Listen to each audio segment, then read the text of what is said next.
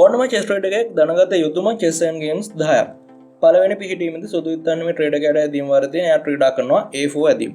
මේ ඇදීමේ අදහස වෙන්නේ තමගේ රජතුමාගේ සහයෝගය නැතුව තමයි මේ සෙබළ උසස් වෙන්න හදන්නේ. මෙතනදී මෙයා භාවිත කරන ට්‍රික් එකක්. මේ ට්‍රික් එකේ නම තමයි roll of the square. එහෙම නැත්නම් magic square කියලා සමහර තැන්වලදී භාවිත වෙනවා. මේ roll of the square කියන ට්‍රික් එකේදී කරන්නේ සෙබළ ඉන්න කොටුවත් එයා උසස් වෙන්න හදන රෑන්ක් එකත් අතර විකරණයක් අඳිනවා. මනෝමයෙන් හදා ගන්නවා චතුරාශ්‍රයක්. ඉතින් මේ විදිහට චතුරාශ්‍රයක් හදාගත්තට පස්සේ මේ චතුරාශ්‍රයෙන් පිටත නම් ප්‍රතිවාදී රජතුමා ඉන්නේ. ඒ ඇදීම ක්‍රීඩා කළ වහාම හදන චතුරාශ්‍රයට ප්‍රතිවාදී පිළි රජතුමාට එක ඇදීමකින් එන්න බැරිනවා. ඒක ඒ ඇදීම ක්‍රීඩා කරපු ගමන්ම ප්‍රතිවාදී පිළි රජතුමාට ඒ කොටුව ඇතුළට එන්න බැරි නම් පිටේ ඉඳලා හරි. ඒකේ තේරුම අර සෙබළට තමන්ගේ රජතුමාගේ සහයෝගය නොමැතිව උසස් වෙන්න පුළුවන් කියන එක ඒ පිහිටීමේ වෙනත් ඉක්කන් නැත්නම්. හරි. ඔන්න King F7 කලපිලි උත්සාහ කරන අසාර්ථක උත්සාහයක් මේ විකරණයෙන් හදන චතුරාශ්‍රය ඇතුලේ කලපේ රජතුමා නැහැ. ඔන්න A5 මේ විකරණය හදන චතුරාශ්‍රය ඇතුලේ මනෝමයෙන් අපිට මේක හදා ගන්න පුළුවන්. කලපේ රජතුමා නැහැ. A6 බලමු. ඔන්න මේ චතුරාශ්‍රය ඇතුලේ කලපේ රජතුමා නැහැ. ඊට පස්සේ queen කෙනෙක් බවට උසස් වෙනවා. A7 කොටුවේ හිටපු සෙබළ. අපේ දෙවන පිහිටීම හරිම සරල පිහිටීමක්. සුදු පිළට ඇදීම වර්ධනය කොහොමද ට්‍රේඩා කරන්න ඕන? සරලව මේ සෙබළව උසස් කරන්න ඕන. ඉතින් එතකොට කොහොමද මේ සෙබළව උසස් කරන්නේ ආරක්ෂිතව? එයා උසස් වෙන කොටුව ආරක්ෂා කරගන්න ඕන. ඊට පස්සේ කළුපේ රජතුමා යනවා මේ සෙබළව නවත්තන්න. හැබැයි අසාර්ථක උත්සාහයක්. මෙතනදී සුදුපේ රජතුමාගේ ආරක්ෂාව යටතට තමයි එන්නේ B6 ඇදීම හරහා. ඊට පස්සේ කුමන ඇදීම ක්‍රීඩා කරත් මේ සෙබළ තාමත් පහසුවෙන් උසස් වෙනවා queen කෙනෙක් බව. අපේ ඊළඟ පිහිටීම ගොඩක් විශේෂ පිහිටීමක්. මෙතනදී සුදු ඉත්තන්නේ මේ ක්‍රීඩකයාට ඇදීම වර්ධන කොහොමද මේ පිහිටීම ජයග්‍රහණය කරන්නේ? හරිම සරලයි.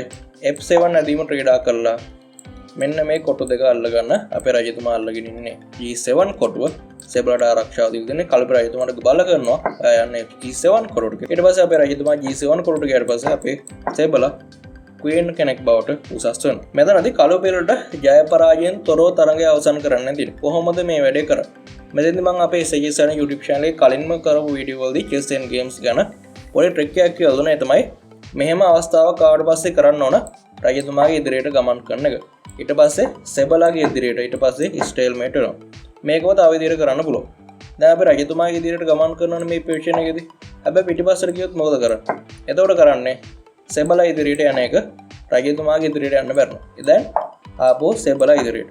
ඊට පස්සේ King F4 ඇදීම ක්‍රීඩා කරොත් එහෙම නැත්නම් අපි හිතමු King A6 ක්‍රීඩා කරා කියලා.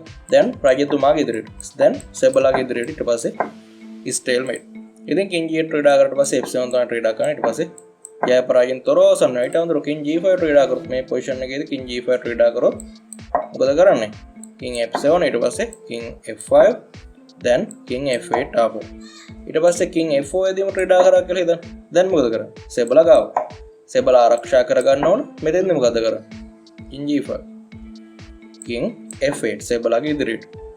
ඉතින් මේ එන්ඩ් ගේම් එකේදී අපි හිතමු King F5 ක්‍රීඩා කරා කියලා. දැන් King F8 සෙබළගේ ඉදිරියට. ඊට පස්සේ රජතුමාගේ ඉදිරියට. නැවත සෙබළගේ ඉදිරියට ස්ටේල්මේට්. ගොඩක් හොඳ එන්ඩ් ගේම් එක. මෙතනදී කොහොමද සුදු ඉත්තන්නේ මේ ක්‍රීඩකයා ජයග්‍රහණය කරන්නේ? මේ එන්ඩ් ගේම් එකට ඒ විශේෂ එන්ඩ් ගේම් එකක් ක්‍රීඩා කරන්න තියෙන්නේ King A6 ඇදීම. ඇයි King B6 ඇදීම ක්‍රීඩා කරන්න බැරි? King B8 ඇදීමට පස්සේ ඔපොසිෂන් පිහිටීමක් අපි ඔපොසිෂන් ගැන කලින් කතා කරලා දිනවා. එතනදී ඇදීම් වාරයේ තියෙන්නේ සුදු ඉත්තන්නේ මේ ක්‍රීඩකයාට. ඒකේ තියෙන ඔපොසිෂන් පරාජය වෙනවා කියන එක. සෙබළ ඉදිරියට ගමන් කරොත් සෙබළ ඉදිරියට යන දින කල්පය තමයි ඊට පස්සේ ස්ටේල්මේට් වෙනවා. එහෙනම් ඒ දේ කරන්න බෑ. King B6 ක්‍රීඩා කරන්න බෑ.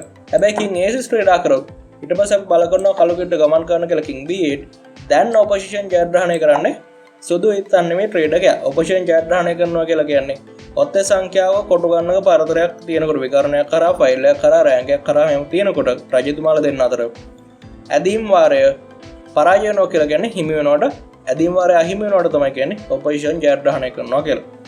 ඉතින් මෙතනදී King C8 ඇදීම ක්‍රීඩා කරලා පස්සේ අපි මෙතන F7 කතා කරපු ට්‍රික් එක භාවිත කරන්න පුළුවන්.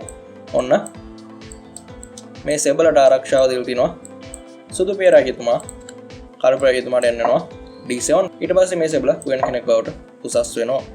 ඒ වගේම King B6 ඇදීමට පස්සේ මේ රජතුමා A8 ක්‍රීඩාවත් අපිට බැහැ ක්‍රීඩා කරන්න C7 මොකද කළු පේ රජතුමා ස්ටේල්මේට් වෙනවා. එතකොට අපි මොකද කරන්නේ? මෙතෙන්ද කරන්නේ අපිට ක්‍රීඩා කරනවා King C7 මේ සෙබල උසස් වෙන කොටුව අල්ල ගන්නවා. ඒක key square සංකල්පයට ටිකක් සමීපයි. දැන් king D7 ඊට පස්සේ stalemate වෙන්නේ නැහැ. අපිට පුළුවන් තාමත් පහසුවෙන් මේ අපේ සෙබලව උසස් කරන්න තවත් ඇදීම් කිහිපයක් කරා. ඔන්න දැන් උසස් වුණා queen කෙනෙක් බව. ඊළඟ පොසිෂන් එකේදී කළු පිලට නෙමෙයි සුදු ඉත්තන් නෙමෙයි ට්‍රේඩ් එකට ඇදීම් තියෙන කොහොමද මෙතෙන්දී ජයග්‍රහණය කරන්නේ? සාමාන්‍යයෙන් මෙතෙන්දී key squares කියන සංකල්පය තමයි භාවිතයට ගන්නෙ. මෙතන key squares ටික වෙන්නේ මෙන්න මේ key squares ටික 6 වෙනි රෑන්ක් එකේ ඉන්න pawn කෙනෙක් විදිහට. අපි ට්‍රේඩ් කරනවා king f5 ඇදීම. දැන් මෙතෙන්දී කළු පරාජිතමාට මේ කොටු දෙකට යන්න බැරි හින්දා යා try කරනවා king g8 ඇදීම. king f8 try කරොත් opposition ජයග්‍රහණය කරනවා. අපිට අර කලින් පොසිෂන් එකට යන්න පුළුවන් මේ විදිහට සෙබල උසස් වෙනවා. ඒ හින්දා අපිට කරන්න තියෙන්නේ මොකක්ද? king g8 ඇදීම. king f5 වලට පස්සේ king g8 ඇදීම. දැන් opposition ජයග්‍රහණය කරන්න ඕන. ඊට පස්සේ තමයි අපි ආපහු king f6 ක්‍රීඩා කරන්නේ. opposition ජයග්‍රහණය නොකර මේ පොසිෂන් එකේදී king g8 ක්‍රීඩා කරාට පස්සේ king f6 ක්‍රීඩා කරොත් මෙයා opposition ජයග්‍රහණය කරනවා. ඊට පස්සේ ජය පරාජයෙන් තොරව තමයි අවසන් වෙන්නේ. ඉතින් මේ හින්දා king f5 ක්‍රීඩා කරාට පස්සේ king g8 වලදී opposition ජයග්‍රහණය කරන්න ඕන. ඉතින් මේ විදිහට තමත් පහසුවෙන් අපිට පිහිටීම ජයග්‍රහණය කරන්න පුළුවන්. සුදු ඉත්තන් නෙමෙයි ට්‍රේඩ් එක විදිහට. ඉතින් මම වේගෙන් මේක කරන්නේ මට මේක හොඳට පැහැදිලිව පුළුවන් නිසා ඔයාලටත් මේ විදිහට හොඳට පුරුදු පුහුණුනාම පුළුවන්. ඊළඟට මේ පොසිෂන් එකේදී කොහොමද කළු පිළ ඇදීම වාරය තිබලා ක්‍රීඩා කරලා තිනවා king f3 ඇදීම.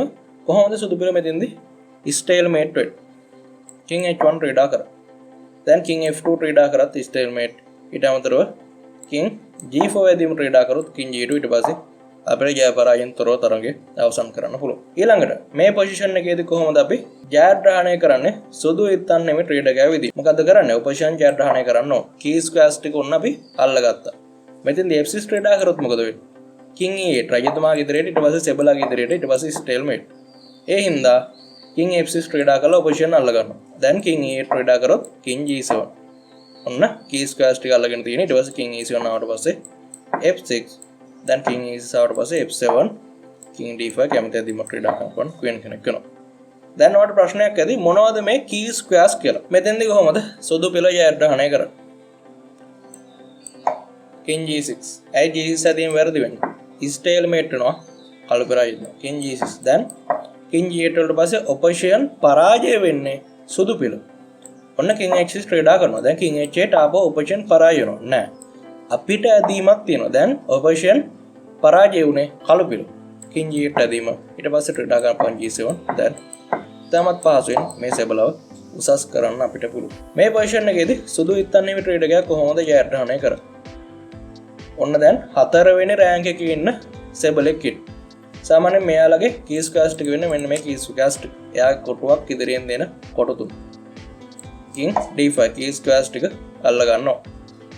හදිසියවත් king e5 trade කරා නම් මෙතනදී king e7 කළු පිළටත් පුළුවන් වුණා key squares දෙකක් අල්ල ගන්න. ඒක එච්චර සාර්ථක දෙයක් නෙමෙයි. key squares තුනම අල්ල ගන්නවා.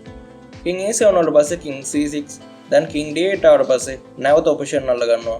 king c8 එහෙම නැත්නම් king e8 ක්‍රීඩා කරොත් එතෙන්දී king c7. දැන් king c8 තමයි ක්‍රීඩා කරන්නේ. king e7 වලට පස්සේ king c7 එනවා. d5 key squares ටික වෙනස් වුණා. පස්වෙනි රෑන්ක් එකට ආපු ගමන් king c8 d6 ඊට පස්සේ key squares ටික ඔන්න තියෙනවා. මෙන්න මේ ටික තමයි key squares ටික. ඒ ටිකෙන් බහුතරයක් අල්ලගෙන තියෙන්නේ සුදු පිළේ රජතුමා. දැන් king d7 වලට පස්සේ ඔන්න d7 king c6 දැන් මේ සෙබල queen කෙනෙක් බවට උසස් වෙනවා. ඔන්න මේ පොසිෂන් එකේදී කොහොමද සුදු පිළ ජය පරාජයෙන් තොරව තරඟය අවසන් කරන්නේ? මේකට කියන්නේ distant opposition කියලා. මම ඒ suggestion video එකේ මුලින් කතා කරලා තියෙන මාතෘකාව මේක. ඔත්තේ සංඛ්‍යාවක කොටු ගණන අතර පරතරයක් තබා ගන්න එක තමයි මෙතනදී කරන්නේ. king b1 වලදී ඔත්තේ සංඛ්‍යාවක් කොටු ගන්නක් ඇදීම වාරය තියෙන කළු පිළට. එතකොට opposition පරාජය වෙනවා. ඒ හින්දා සෙබල ගමන් කරන්න ඕන. හැබැයි සෙබල ගමන් කරොත් මොකද වෙන්නේ? අපි කියනවා king c2 ඇදීම හරහා සෙබලගේ ඉදිරියට. ඊට පස්සේ රජතුමාගේ ඉදිරියට. චෙක් එකක් එල්ල වුණොත් කාගේ ඉදිරියට දාන්නේ? සෙබලගේ ඉදිරියට. ඊට පස්සේ රජතුමාගේ ඉදිරියට චෙක් එකක්. ඊට පස්සේ stalemate. ඉතින් ඔය දේවල් ටික නිසා c4 ක්‍රීඩා කරන්න බෑ. king b4 આવොත් මොකද කරන්නේ? ඔන්න opposition පරාජය වුණා. කවුද? කළු පිළ. දැන් king b2 opposition අල්ල ගන්න. ඒ වගේ මේ සෙබල ඉන්නේ 5 වෙනි කොටු ඒ කියන්නේ යාගේ 4 වෙනි රෑන්ක් එකේ යාගේ එයාට සාපේක්ෂව බලවම එතකොට මේ key squares ටික අපි අල්ල ගන්න ඕන direct opposition එකක් ඕන then c4 යදීම try කරනවා key squares වෙනස් වෙනවා එතකොට king c2 අපි key squares ටික අල්ලගත්තා c3 සෙබලාගේ ඉදිරියට යන්නේ then රජතුමාට පස්සේ රජතුමාගේ ඉදිරියට check එකක් ඔන්න stalemate වෙනවා ඉතින් ඔන්න අද end games 10 ඉවරයි මොනවද මේ key squares කියලා ප්‍රශ්නයක් ඇති ඔන්න දැන් එන වීඩියෝ එකට ක්ලික් කරලා සම්පූර්ණ key squares ගැන ඉගෙන ගන්න පුළුවන් ලොකු පාඩමක් තියෙනවා වීඩියෝ එක කැමතිනම් like කරන්න subscribe කරන්න SHS කරන YouTube channel එකට දැන් ඊළඟ වීඩියෝ එක බලන්න key squares ගැන